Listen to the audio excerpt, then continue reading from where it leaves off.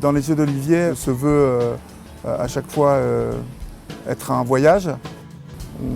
On tient beaucoup à cette idée de bouger, de prendre des trains, des voitures, des avions. Là où beaucoup d'émissions et de magazines de témoignages se sont faits en plateau jusqu'à ici, en fait, nous, on a pensé dès le début que c'était important d'aller recueillir la parole des personnes dans leur environnement, avec leurs proches aussi, ce qui rajoute bien évidemment une dimension supplémentaire.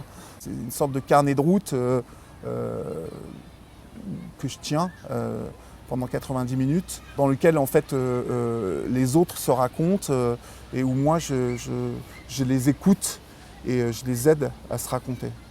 Océane à côté, tac tac. Eh bien, je vais me mettre à côté de... Je vous coupe une part, les filles? Non, oui, ça va? Non, c'est bon, merci. Alors venez vous asseoir parce que ça a l'air Allez. très appétissant ce que Oui, vous mangez. n'est-ce pas? Cette espèce de petite croûte blanche Non, là, c'est du c'est blanc quoi? d'œuf. C'est du blanc d'œuf, ça a l'air très appétissant. Et des petits choux. Et des petits Hein brocolis. Et des petits brocolis, pardon. Ce ne sont pas des choux. Non. Le fait que je sois présent à l'écran, c'est justement pour recréer les conditions d'une rencontre qui peut se passer dans la vie de tous les jours et tout à fait naturelle. Dis-moi. Tous les soirs, maman, elle mange après nous parce que après, à un moment, ça lui donne envie, alors elle mange après nous.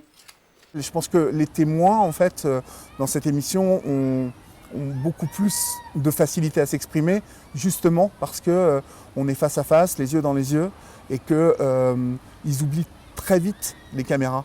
Comme c'est son équilibre d'aller faire du sport, évidemment, c'est son équilibre après pour être bien avec nous. Ouais. Donc si elle n'a pas ça, eh bien, elle ne sera pas bien avec nous non plus.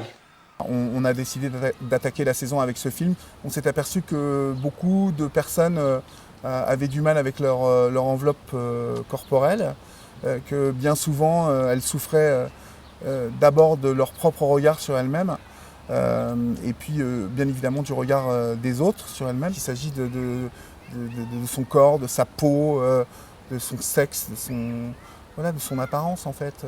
Encore une fois, de l'image qu'on véhicule auprès des autres, mais qui est aussi en premier l'image qu'on véhicule par rapport à soi-même. C'était important de raconter des histoires très emblématiques de ces batailles contre soi-même et pour soi-même, toujours avec à chaque fois une volonté de notre part d'écarter vraiment les témoignages et que les histoires soient très différentes les unes des autres. Chaque témoin va déclencher une résonance chez les téléspectateurs.